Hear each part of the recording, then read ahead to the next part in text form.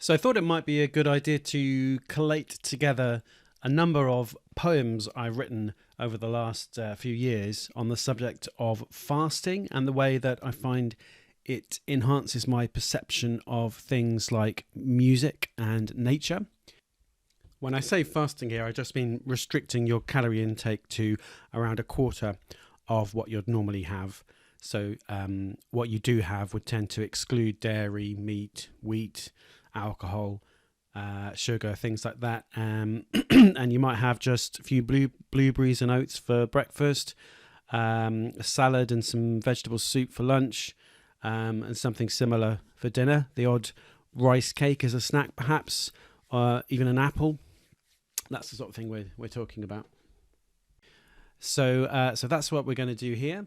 Starting with this poem, Sound Soup is Not So Far, which is kind of an overview as an introduction, and also it's kind of about that initial transition where you go from your normal default, if you like, fed state through just common or garden hunger, where you'd rather eat but you're choosing not to that first sense of a metabolic flip where you're actually starting to feel some benefits from not doing so for a period. So here we go. Sound soup is not so far. The other side of Hungary, it's not far, just 2 meals missed. There is a whirling vibraphone. It lifts you while you list. The other side of Hungary, it's not far, just down the lane. You're rising in a vibrant swirl up to a higher plane. The other side of Hungary, you're sat sipping herbal tea and blissing out to yoga dub, unfolding, furling free. The other side of Hungary, now your belly is a drum, resounding down into the earth where oak and ash roots hum. The other side of Hungary, there just through the leafy gate, you're dancing with the elven folk who live to celebrate. They sit with you in circle and they sup a soup of sound. So sip your sup, then take the cup and smiling pass it round. A little further down the lane, not far, just one night past, you wake and drink the roasted bean and soon you're raving fast. You're magic, you're invincible, you're grateful and amazed. You're dancing in the rising sun, expression trancing glazed. A rising shoot, a dewy frond upon a glistening lawn. You shiver mid your sparkling drops all in the glowing dawn. The other side of Hungary, it's not far, just through the mist. There is a whirling vibraphone. It lifts you while you twist.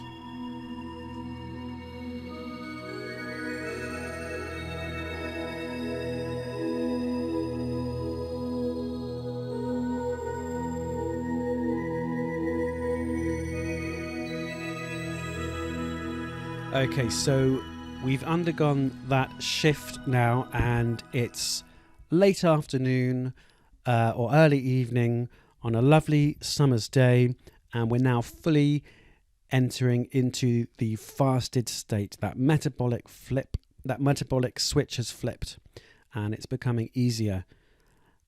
So yes, this next poem, it's less explicitly about fasting in the direct meaning of the words, but it is very much about that experience of an enhanced perception of nature. And it was inspired during a fast. It was a lovely summer's evening, and I was out walking, and that's when the idea for it came to me. And I actually scribbled some notes when I got home, which later transformed into the poem. So I can read the notes in a moment, but a little more on what, from an intellectual point of view, I think is going on with this. So in an evolutionary context, there was great advantage to having our reward system up-regulated when we're fasting and focusing us on different areas.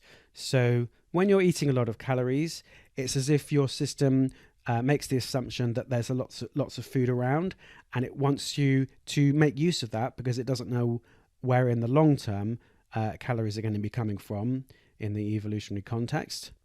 when we were hunter-gatherers. So it's almost as if it punished you for not eating, and that's what hunger is in the first hour or two.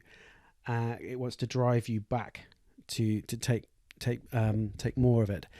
And but once you've pushed through that, it starts to get the message. Okay, so maybe there aren't high calorie foods around anymore, and it stops punishing you for not eating. It kind of takes the pressure off, and it also upregulates your reward system, so you get more reward for more subtle things. So, for example, it wants to get you motivated to get up and out and go further afield to seek food. So it will attract you to landscapes of plenty, because that's where you should be heading, sort of following the herds, going to the lush areas. That's what it wants you to do. So I think that must be somewhere within the experience I've had of enhanced perceptions of beautiful views of nature on fasting days, and that's very much what inspired this next poem and what it's about. So yeah, the original notes I scribbled when I got home that evening, as I say, this isn't the poem, but yeah, it was this. That legendary place, those fields where poppies sway amid long grasses, that savannah of initiated souls, the holy and the good, who with gods imbibe pure beauty as their food, beyond the waters of the great crossing Elysium. How like it must be to English summertime in these parts where late I have strolled, these meadows, woods and valleys, these old alleys, this very spot. Was it pompousness or naivety made the Egyptian beside the Nile envisage his heaven after the model of his earthly world, with a heavenly Nile, heavenly homes and gardens, vineyards and fields? Or made the Greek picture Elysium as Grecian fields by heavenly breeze soft swayed? I say no, 'twas rather that they paid in this way the greatest compliment of all to the earthly world they saw. Seeing beauty, divine, they said, and who should argue? This same compliment, O English summer, do I now pay to thee. So I was obviously already thinking of it as a kind of a bit of romantic poetry in the old English style, and I think I already had the sort of 3 stanza form there in the structure in my head. So over the next few days, I wrote it up as an ode. I called it an English ode, and this is what I came up with. That famous field where nodding poppies sway, in sunlit grass where souls of all the good spend sweet eternity in dance and play, and with the gods take beauty as their food, upon the isle across that sea by whose dark waters all the world is circled like a castle by a moat. How like must that famed meadow be to English meads where late I've strolled, these fields and lanes, these woods, this very spot? Was it vain pomp or blind naivety that made the folk of ancient Egypt style their image of divine eternity upon their earthly land astride the Nile, where they might hunt in starry creeks beside the starry waterway, or find in starry gardens sweet cool shade? Or likewise made the ancient Greeks use Grecian fields where grasses sway as models for their paradisal glade? But no, let neither supposition stand. I say that it was rather that they paid the greatest compliment to their dear land, when seeing beauty there divine, they said. And so to English summertime a compliment I wish to pay, such as the praise of those old folk will match. The heaven I now form in mind, the isle to which I'll sail one day, has village greens and homes with roofs of thatch.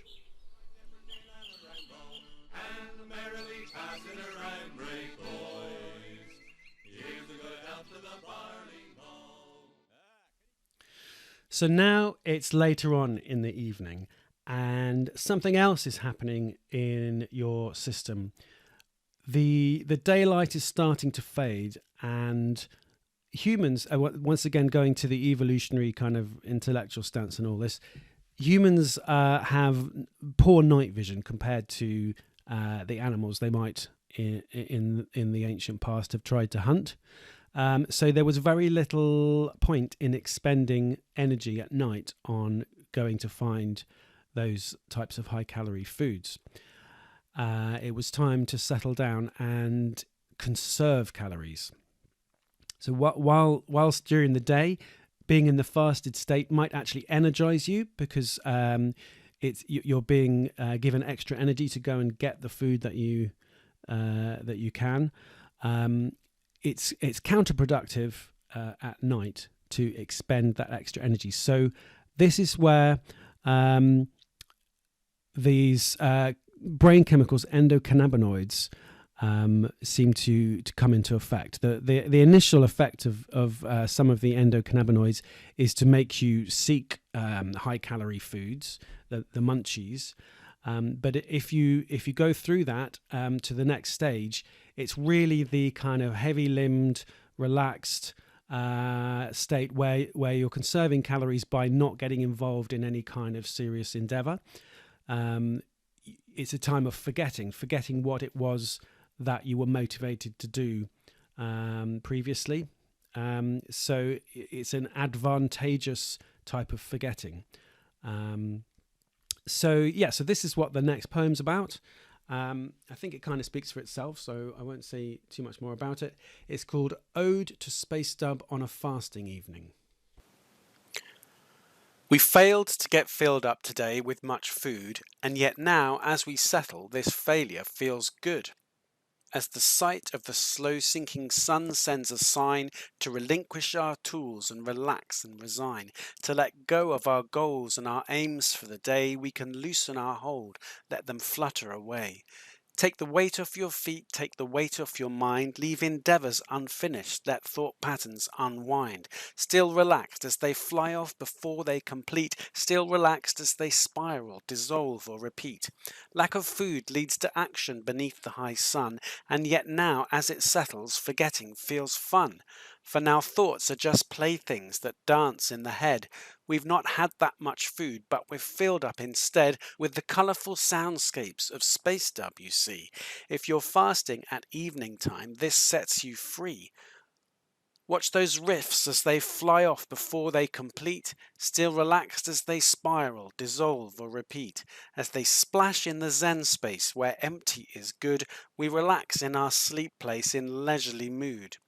Every wave of forgetting that washes on through is a balm for our brain cells, refresh and renew.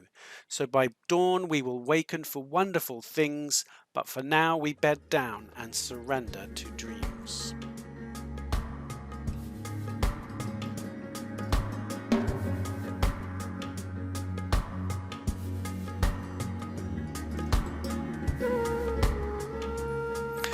Okay, so shortly after that, you drifted off into sleep and you slept through the night. And now what's happening is the response to the cues of morning time and your body clock realizing it's time to go from that state of rest into a period of activity. So just as on any morning, you have this wake up response. But because you're in this metabolically efficient state of just using your own fat reserves for fuel, it's greatly enhanced, and for all sorts of reasons that I don't have time to go into, and perhaps I haven't yet fully grasped myself. Sometimes it can lead to some very amplified celebratory states. Particularly if you follow the formula which I espouse on my blog site. So that's this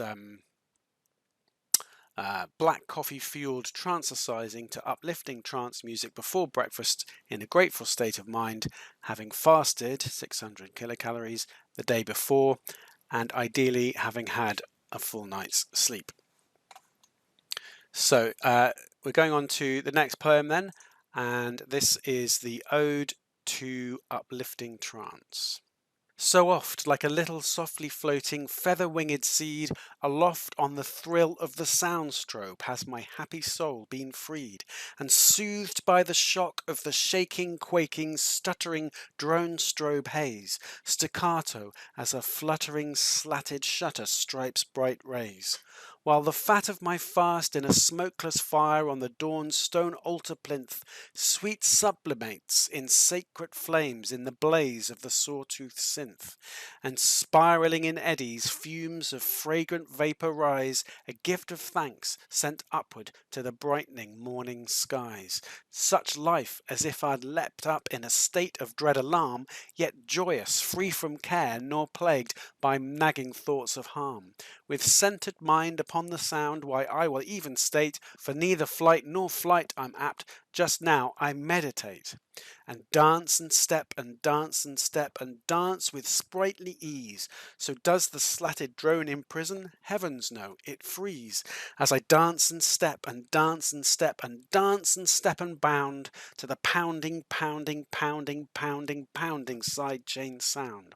As I dance and step and dance and step and dance and move my feet to the pounding, pounding, pounding, pounding, pounding, pounding beat. As I dance and step and dance and step and dance and step and bound to the sound, to the sound, to the sound, to the whoosh.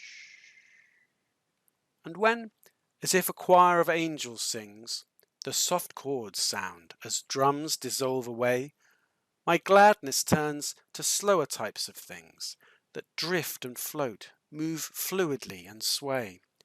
To cloud wisps moving in the air, to gentle waves on golden sand, a gentle tidal pearl by dawnlight glazed. Such things surround me where I stand, I see and fascinated stare, take stock, breathe slow, consider, feel amazed.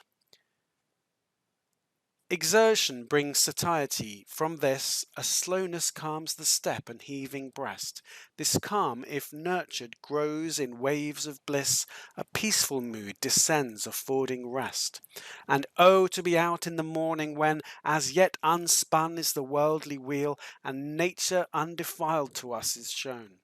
We suddenly recall again that paradox we sometimes feel find company on our own, in crowds alone. A mystic chill at this creeps across my crown, that causes me to open wide my eyes. It finds the junction at the nape, then down the spine this scintillating frisson flies. Thus quiet contemplation can bring more than rest, it can inspire emotions, our resolve is galvanized. So peaceful thought has power to fan more than before the passion's fire. Excitement grows, the limbs are energized. And the beat and the beat and the beat and the beat and the beat will surely come. And the beat and the beat and the beat and the beat and the beat and the beat of the drum. And the beat and the beat and the beat and the beat and the beat and the beat and the beat and the beat beat beat beat beat beat beat beat beat beat beat beat beat beat beat beat. And it drops and I step and dance and step and dance and step and bound to the pounding, pounding, pounding, pounding, pounding side chain sound. And I dance and step and dance and step and dance with sprightly ease. So does the slatted drone imprison? Heavens no, it frees. My joy explodes on inner planes through which it flows to meet co-celebrants, those now or then united by the beat. There's more to life than gloom and strife, this much we all agree, so not in this crowd lonely then, but joined in revelry. Such life as if I'd leapt up in a state of dread alarm, yet joyous, free from care, nor plagued by nagging thoughts of harm. With joyous leaping to the beat, why I will even state, for neither fight nor flight I'm apt, just now I celebrate. And a pillar to the left stands tall, and a pillar to the right. Bridged by a marble portico, we wonder at the sight, and carved there in the moon-white stone, the crowd sees writ this rhyme, enter here in holy fear, the space of Elysian time. We feel the thrill, the sacred thrill, of holy, joyful dread, to see the entrance to the dance ground of the happy dead. Driven on by the din, all the crowd pours in wonderment sublime, and we dance and step in the space of Elysian time. Here in this garden dancing ground, the dancers go in troops, and trains that intertwine around the marble statue groups. And here you'll hear no mundane mortal clockwork timepiece chime. Within these garden walls this is the space of Elysian time, and as they go they trail and throw their wreaths of rosy flowers, which fly and spin amid the din and rain in petal showers. And the flowers grow abundant in this ever summery clime, for the winter never enters in the space of Elysian time. This is another one now on the same theme, but where I'm actually reading over the top of some uplifting trance music, namely Andy Blumen's track Fluorescence. Set back above the world of toil, there is a dancing ground, encircled by a mighty wall of trance-inducing sound. There is a garden in this place, within the fortress wall, where anxious thoughts of status never enter in at all. What must we do that we may pass? The eager guests inquire. First fast, then cast self-criticizing thoughts into the fire. The child within, imprisoned long by slumber's heavy chain, is woken by the freedom gong to play and dance again.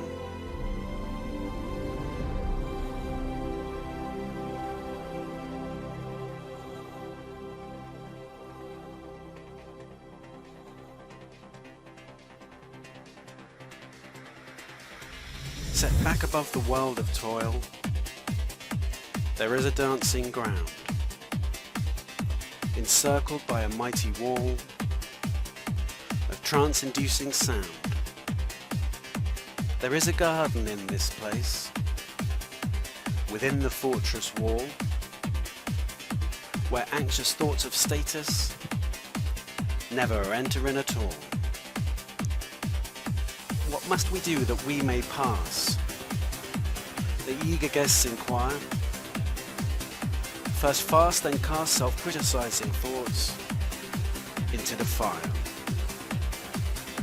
The child within, imprisoned long by slumber's heavy chain,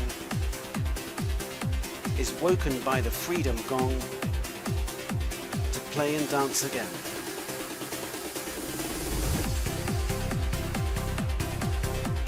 To play and dance again. To play and dance again. To play and dance again. To play and dance again. To play and dance again. To play and dance again. To play and dance again. To play and dance again. To play and dance again. To play and dance again.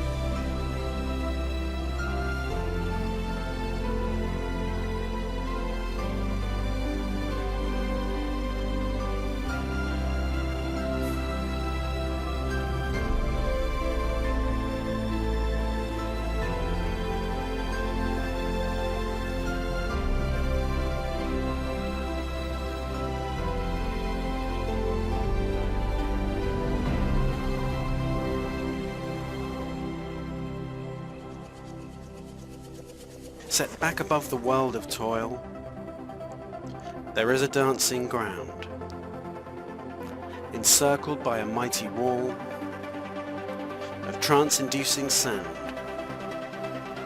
There is a garden in this place, within the fortress wall, where anxious thoughts of status never enter in at all. What must we do that we may pass? The eager guests inquire. First fast, then cast self-criticizing thoughts into the fire. The child within, imprisoned long by slumber's heavy chain, is woken by the freedom gong to play and dance again, play and dance and play and dance again, to play and dance again.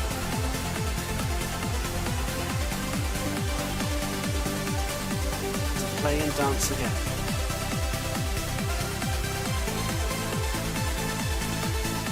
To play and dance again. To play and dance again. To play and dance and play and dance and play and dance again.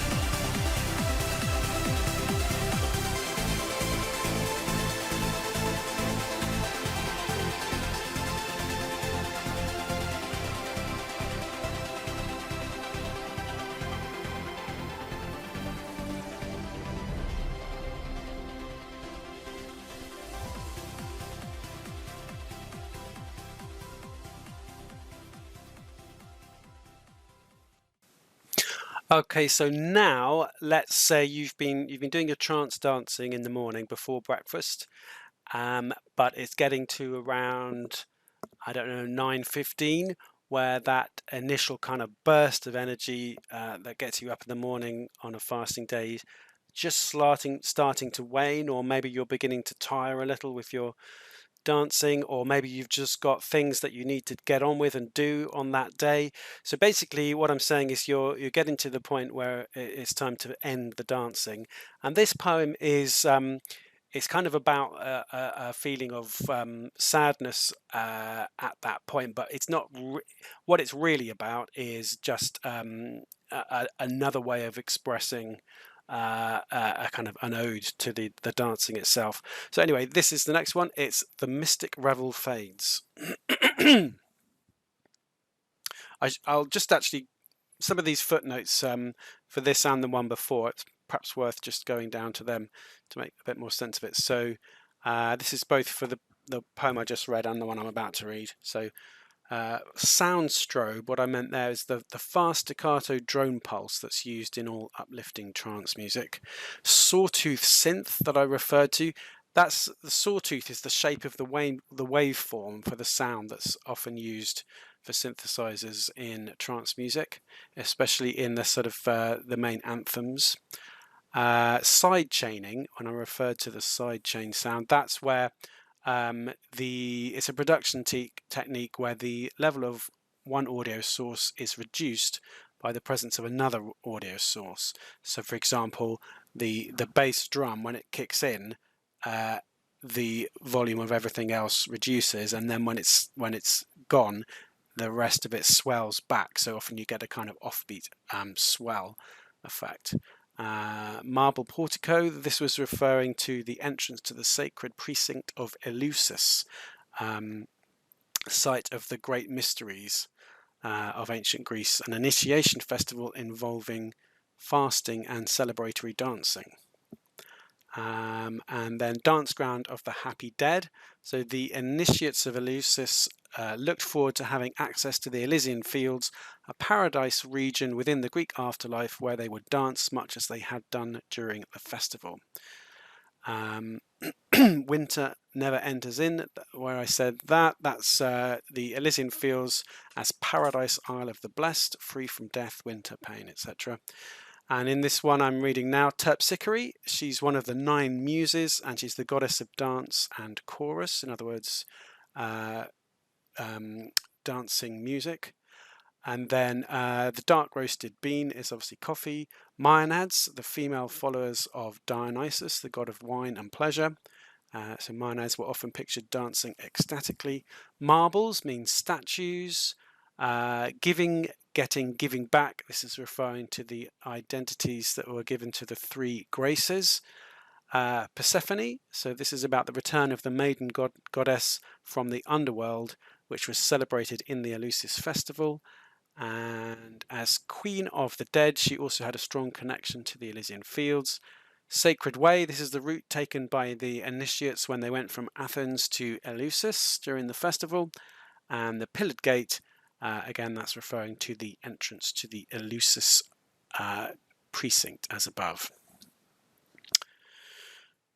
I think in Greek it's actually pronounced Eleusis, but that's how we write it in English. So here we go. The mystic revel fades.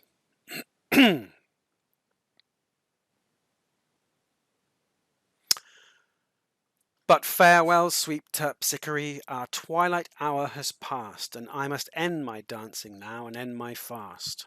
For matters of the day now call me back across the sea, but I will not forget the hour I danced with thee.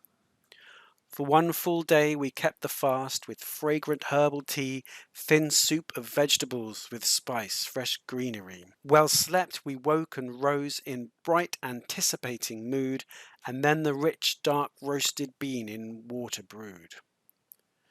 And so in pure and foodless joy we joined the Maenads' dance, from out the eastern heaven came ecstatic trance. As rose dawn flushed the marbles of the threefold goddess grace, giving, getting, giving back in full embrace, we wove our steps around them on the flowery dancing floor, giving back by sending out our grateful awe. So farewell, fields Elysian, how lightly we did tread in circles round the dance ground of the blessed dead. While fed on beauty only, how we circled hand in hand, but now I'm called by business in the mortal's land. So farewell, sweet Terpsichore, until some other day, for I must loose my grip and pull my hand away. The echoes of the revel fade to soft and softer strain, though I must sail away, I'll soon be back again. So farewell, fair Persephone, it won't be long to wait until I walk the sacred way and pass the pillared gate, where opens up the holy view as mental curtains part, as once again a shock of beauty floods the heart. The time between is short, before this very week is past, I once again will burn away dull sloth with fast.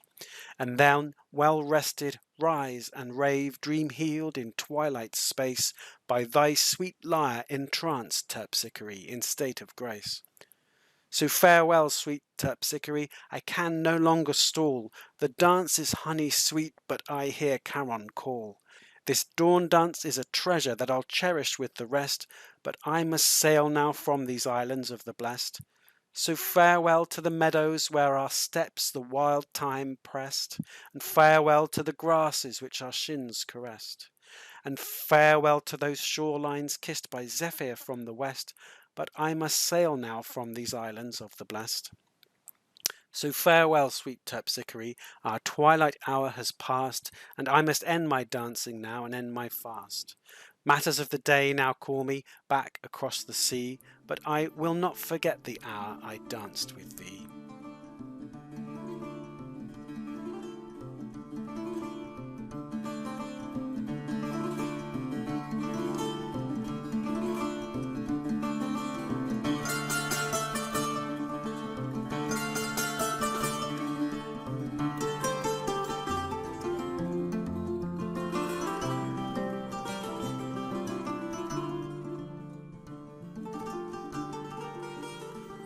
Now, in this next one, it's we've gone back into feeding again, so the fast is well and truly over. But this is really this is some light-hearted verses that I went ahead and set to music. I can't stress enough, this is very much just demo quality, just a jotting of an idea. But here it is. Anyway, this is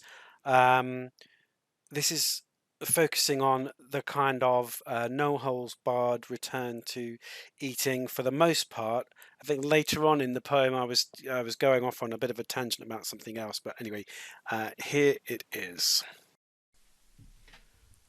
Let's go down to the Rose and Crown where we finish our jelly deals up. Come on, middies, have a couple of beers and we'll all have a jolly good knees up.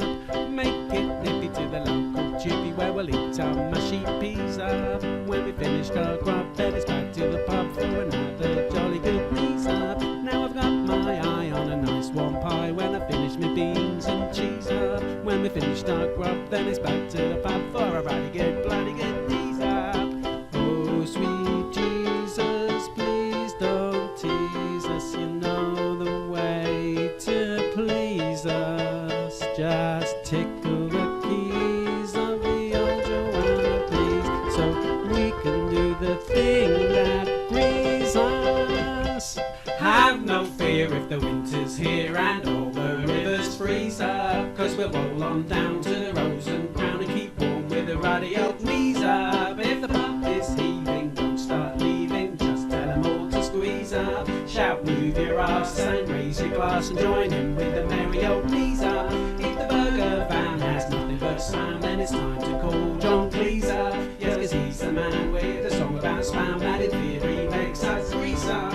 Sweet John Cleesus, please don't tease us. You know the way to please us. Just tickle the keys of the old Joanna, please, so we can do the thing that pleases us. Mr. Geezer, come on, lift your knees there. You'll find that it frees up your mind.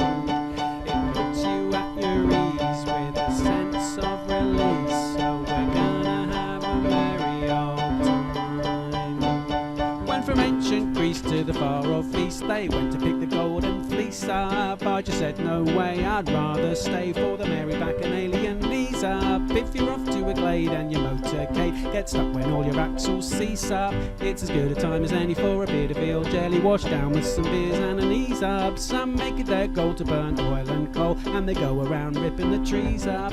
Oh, but I've a different ploy, 'cause for me the route to joy is a jolly old eco knees up.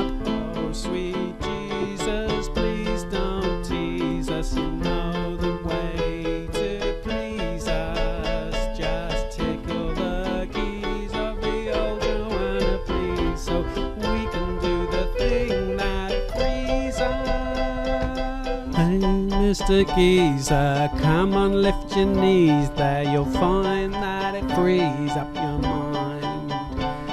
It puts you at your ease with a sense of release, so we're gonna have a merry old time.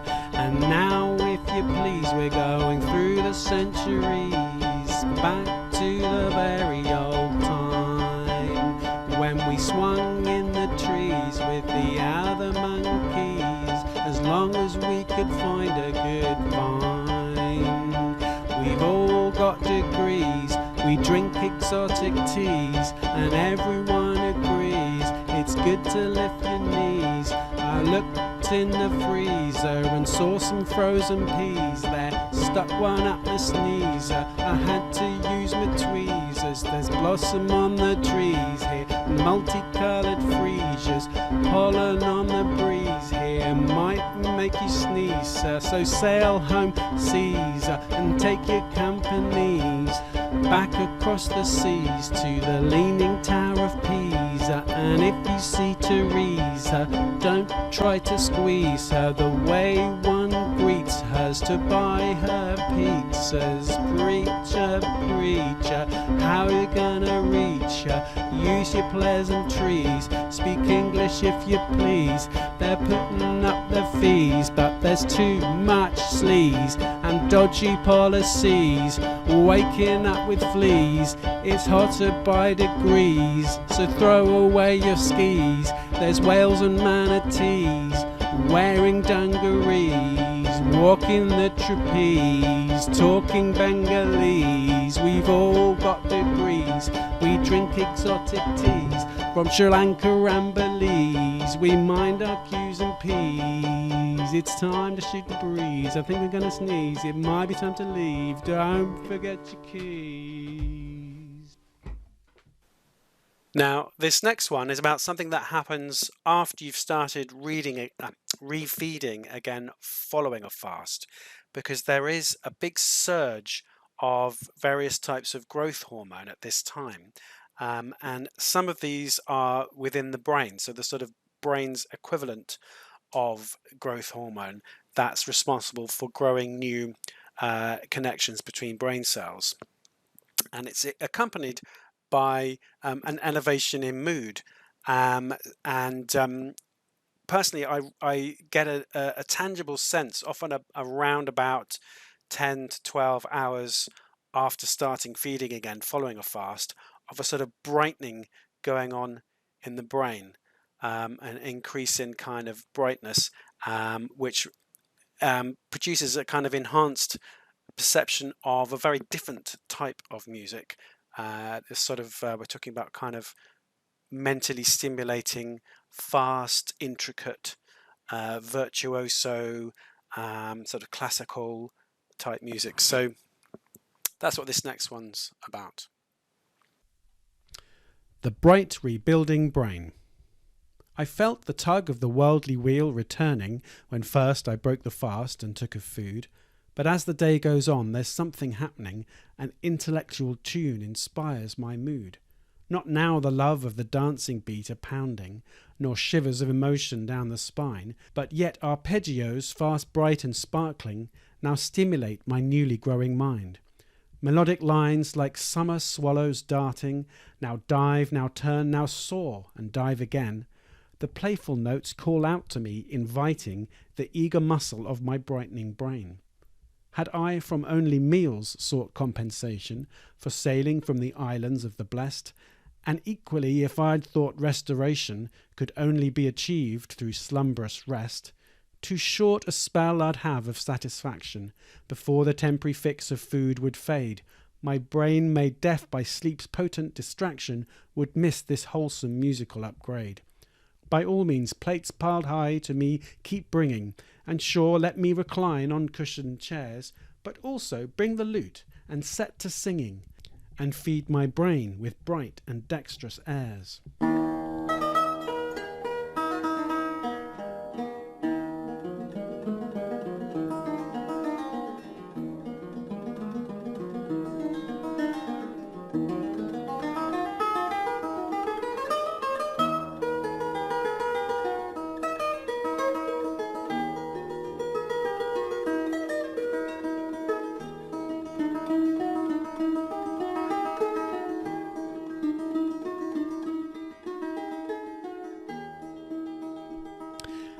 And this next one is really about a time when it's all over and you're just back to your normal state of mind, but then suddenly you remember and are aware of the contrast between this current normal state of mind and the one that you achieved during your trance dance.